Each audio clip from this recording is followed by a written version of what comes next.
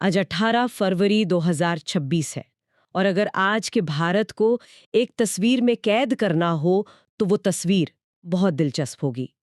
एक तरफ आगरा में हजारों साल पुरानी कला और संस्कृति की महक है, तो वहीं दिल्ली में अगले 100 सालों की तकनीक घड़ी जा रही है। बिल्कुल। और इसी तस्वीर में लाखों छात्र भी हैं जो अपने भविष्य के लिए आज एक बहुत अहम लड़ाई लड़ रहे हैं। और हाँ, करोड़ों लोग हैं जिनकी धड़कनें क्रिकेट के मैदान पर अटकी हुई हैं। आज हम इन्हीं अलग अलग धागों को एक साथ बुनकर देखेंगे कि आज का भारत असल में दिख कैसा रहा है। तो चलिए सबसे पहले आगरा चलते हैं। ताज महोत्सव शुरू हो गया है और मैंने सुना है कि इस बार ये 34वां महोत्सव कुछ अलग है, कुछ खास है। क्या ये सच है कि इसे एक नई, ज्यादा बड़ी जगह पर ले जाया गया है? हाँ, और ये सिर्फ जगह बदलना नहीं है, ये एक तरह से सोच बदलने जैसा है। पहले ये ताजमहल के पास एक सीमित जगह पे होता था, लेकिन अब इसे फतेहाबाद रोड पर एक बहुत बड़े मैदान में आयोजित किया जा रहा है। मकसद साफ है, इसे और भव्य बनाना और ज्यादा लोगों को जोड़ना। आप अंदाजा लगाइए, देश भर से 500 से ज्यादा कारीगरों के स्टॉल लगे हैं। 500 से ज्यादा? हाँ, ये एक महोत्सव से ज्यादा भारत की कला का एक महाकुंभ बन गया है। तो मतलब ये सिर्फ एक मेला नहीं, बल्कि एक आर्थिक मंच भी बन गया है, खासकर छोटे कारीगरों के लिए। मैंने उत्तर प्रदेश की एक जिला एक उत्पाद मतलब ओडीओपी योजना के बारे में भी सुना है। क्या उसे यहाँ खास जगह मिली है? बिल्कुल, और यही इसकी सबसे खास बात है। 50 जिलों के पारंपरिक हैंडलूम, खादी, जूट, इन सबको यहाँ एक बहुत बड़ा बाजार मिल रहा है। ये सरकार की उस कोशिश का हिस्सा है जहाँ स्थानीय कला को एक वैश्विक पहचान दिलाने की कोशिश हो रही है। और बात सिर्फ शिल्प तक नहीं रुकी है। अच्छा। एक डिजिटल स्टेज बनाया गया है, 4000 लोगों के बैठने की क्षमता वाला, जहां हर शाम बॉलीवुड, सूफी और कॉमेडी नाइट्स जैसी परफॉर्मेंस होंगी। वाओ, ये तो कमाल है। मतलब उन्होंने परंपरा को तकनीक के साथ मिला दिया है। लेकिन क्या ये सब कुछ बस एक ही मैदान तक सिमट कर रह गया है? नहीं, और यहीं पर आयोजकों की दूरदर्शिता दिखती है। उन्होंने इसे आगरा बियॉन्ड ताज का नाम दिया है। फतेहपुर सीकरी और बटेश्वर मंदिर जैसे ऐतिहासिक स्थलों पर संगीत के कार्यक्रम होंगे। कार और बाइक रैलियां हैं, प्रकृति पर प्रदर्शनी है। कोशिश ये है कि लोग सिर्फ ताजमहल देखकर वापस ना जाएं, बल्कि पूरे आगरा की विरासत को महसूस करें। तो एक तरफ आगरा में भारत अपनी हजारों साल पुरानी कला को संजो रहा है, उसे एक नया रूप दे रहा है। वहीं दूसरी तरफ दिल्ली में अगले 100 सालों की तकनीक की बुनियाद रखी जा रही है। चलिए उसी भविष्य की ओर चलते हैं। इंडिया एआई इम्पैक्ट समिट में आज गूगल के सीईओ सुंदर पिचाई ने एक बहुत बड़ी बात कही है। हाँ, मैंने भी पढ़ा। उन्होंने कहा भारत दुनिया भर में एआई को लोकतांत्रिक बनाने के लिए एक ब्लूप्रिंट है। ये सुनने में बहुत भारी लगता है। इसका असल में मतलब क्या है? इसका मतलब बहुत गहरा है। पिचाई कह रहे हैं कि अगर एआई को कुछ अमीर देशों या बड़ी कंपनियों की जागीर बनने से रोकना है और उसे आम लोगों तक पहुंचाना है, तो उसका रास्ता भारत से होकर ही गुजरेगा। उन्होंने 2 वजह गिनाई। पहली, भारत की भाषाई विविधता। भाषाएं? हाँ, यहाँ इतनी सारी भाषाएं हैं कि अगर एआई को यहाँ सफल होना है, तो उसे बहुभाषी बनना ही पड़ेगा। और दूसरा, यहाँ का डिजिटल इंफ्रास्ट्रक्चर, जैसे यूपीआई, जिसने तकनीक को करोड़ों लोगों तक पहुंचाया है। और शायद इसी भरोसे पर गूगल ने भारत में 15 अरब डॉलर के भारी भरकम निवेश का ऐलान भी किया है, जिसमें विशाखापट्टनम में एक बड़ा एआई हब बनाना भी शामिल है। ये सुनने में तो बहुत अच्छा लगता है, लेकिन मुझे एक बात खटक रही है। क्या? कहीं हम अपनी डिजिटल संप्रभुता, मतलब हमारे डेटा का कंट्रोल, एक बड़ी विदेशी कंपनी के हाथों में तो नहीं सौंप रहे? ये सवाल बहुत जरूरी है, और इसी सवाल का जवाब देने की कोशिश एक और जगह हो रही है। इसी समिट में एक पॉलिसी ब्रीफ जारी हुआ है, जिसे इंडिया एआई मिशन, नैस्कॉम और जर्मन डेवलपमेंट कॉरपोरेशन ने मिलकर तैयार किया है। ये ब्रीफ इसी निर्भरता के खतरे से आगाह करता है और एक दूसरा रास्ता सुझाता है, ओपन सोर्स एआई का रास्ता। Open source? ये शब्द हम बहुत सुनते हैं। क्या आप इसे आसान भाषा में समझा सकते हैं? इसका मतलब ये हुआ कि इसका जो सीक्रेट फॉर्मूला है वो सबके लिए खुला है। कोई भी देख सकता है कि ये एआई कैसे काम करता है। बिल्कुल।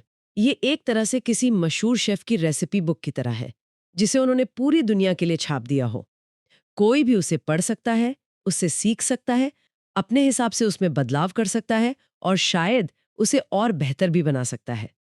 इसका फायदा ये है कि तकनीक पर किसी एक कंपनी का कब्जा नहीं रहता और इसमें पारदर्शिता बनी रहती है। लेकिन अगर रेसिपी बुक सबके हाथ में आ जाए तो कोई उसका इस्तेमाल अच्छा खाना बनाने के लिए करेगा और कोई शायद कुछ गड़बड़ करने के लिए भी।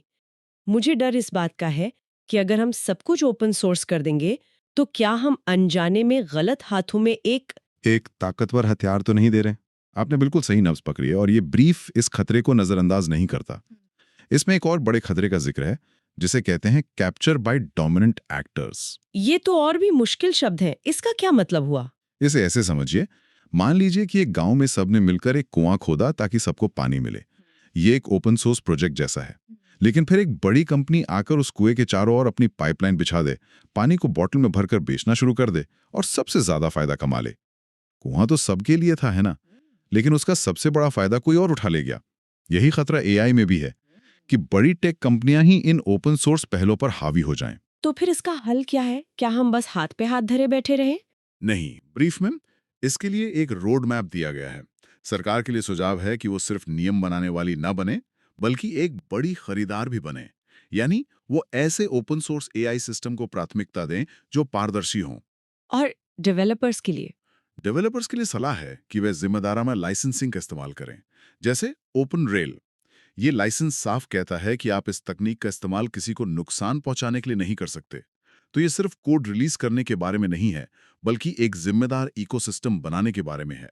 ये एआई की बातें, ये भविष्य की योजनाएं सुनने में तो कमाल लगती हैं, लेकिन आज भारत के लाखों घरों में भविष्य का तनाव किसी और ही शक्ल में है। बोर्ड की परीक्षाओं की शक्ल में। उत्तर प्रदेश में आज 5.5 लाख से ज्यादा छात्र अपनी जिंदगी का एक बहुत बड़ा इम्तिहान दे रहे हैं। और ये सिर्फ एक परीक्षा नहीं है, ये एक बहुत बड़ा मनोवैज्ञानिक और सामाजिक आयोजन है। 52 लाख छात्र, उनके परिवार, शिक्षक, पूरा सिस्टम इस एक महीने के लिए एक अलग ही मोड में चला जाता है। और ये वही पीढ़ी है जो कल उस एआई भविष्य को बनाएगी जिसकी बात हम कर रहे हैं। सही बात है। मुझे तो अपने बोर्ड एग्जाम के दिन याद आ गए। पूरे घर में ऐसा माहौल होता था जैसे कोई सर्जिकल स्ट्राइक होने वाली हो। टीवी बंद, रिश्तेदार चुप, बस पढ़ाई। ये 52 लाख छात्र भी आज वही महसूस कर रहे होंगे। और इस बार तो नकल रोकने के लिए इंतजाम भी बहुत सख्त हैं। हाँ, और ये इंतजाम दिखाते हैं कि ये परीक्षा कितनी अहम है। परीक्षा केंद्रों के कंट्रोल रूम पर हथियारबंद पुलिस की तैनाती, फ्लाइंग स्क्वाड का गठन, सोशल मीडिया पर अफवाहों के खिलाफ तुरंत कार्रवाई, ये सब इसलिए है ताकि परीक्षा की शुचिता बनी रहे। ये इस बात का प्रतीक है कि भारत में शिक्षा को कितनी गंभीरता से लिया जाता है। ग्रुप ए के आखिरी मैच थे और नतीजे भी आ गए हैं। हाँ, और आज जो नतीजे आए हैं वो सिर्फ स्कोर नहीं है, वे दिखाते हैं कि कैसे टी20 फॉर्मेट में एक-एक मैच कितना अहम हो गया है। भारत ने नीदरलैंड्स को 17 रनों से हराया, जो एक मजबूत जीत है। लेकिन असली कहानी दूसरे मैच में है। पाकिस्तान वाले मैच में। हाँ, पाकिस्तान ने नामीबिया को 102 रनों के विशाल अंतर से हराया। 102 रन, ये तो बहुत बड़ा अंतर है। ये सिर्फ जीत नहीं है, ये एक रणनीतिक बयान है। इस तरह की बड़ी जीत से नेट रन रेट आसमान छू जाता है, जो टूर्नामेंट के अगले दौर में बहुत मायने रखता है। ये दिखाता है कि अब हर टीम सिर्फ जीतने के लिए नहीं खेल रही, बल्कि दबदबा बनाने के लिए खेल रही है। इन नतीजों के साथ भारत और पाकिस्तान ने सुपर 8 के लिए क्वालिफाई कर लिया है। तो आज का दिन वाकई भारत की एक मिली-जुली तस्वीर पेश करता है। एक तरफ ताज महोत्सव में अपनी विरासत का जश्न, दूसरी तरफ एआई समिट में भविष्य की तकनीक को आकार देना। एक तरफ बोर्ड परीक्षाओं में लाखों छात्रों का संघर्ष और दूसरी तरफ क्रिकेट को लेकर पूरे देश का जुनून। इन सबको एक साथ रख कर देखें तो इसका क्या मतलब निकलता है? इसका मतलब है कि भारत एक ऐसा देश है जो एक ही समय में कई सदियों को एक साथ जी रहा है। हम अपने समृद्ध अतीत को सहेज भी रहे हैं और एक महत्वाकांक्षी भविष्य की ओर छलांग भी लगा रहे हैं। हम आज की चुनौतियों से जूझ भी रहे हैं और अपने जुनून का जश्न भी मना रहे हैं। ये चारों घटनाएं, संस्कृति, तकनीक, शिक्षा और खेल, अलग अलग नहीं हैं। ये सब मिलकर आज के ऊर्जावान, जटिल और जिंदा दिल भारत की कहानी कहते हैं। अंत में श्रोताओं के लिए एक विचार छोड़ जाते हैं। ओपन सोर्स एआई पर जो पॉलिसी ब्रीफ है, वो सरकार को सलाह देता है कि वो एक ऐसे खरीदार के रूप में काम करे जो बंद, मालिकाना हक वाले समाधानों के बजाय पारदर्शी और सार्वजनिक रूप से सुलभ सिस्टम को प्राथमिकता दे। और सोचने वाली बात यह है कि क्या यही सिद्धांत, पारदर्शिता और सार्वजनिक स्वामित्व को प्राथमिकता देना, सिर्फ टेक्नोलॉजी के अलावा सार्वजनिक जीवन के दूसरे क्षेत्रों में भी लागू किया जा सकता है। जरा सोचिए, अगर स्वास्थ्य, शिक्षा या शहरी नियोजन जैसे क्षेत्रों में भी हम इसी दृष्टिकोण को अपनाएं, तो क्या बदलाव आ सकता है?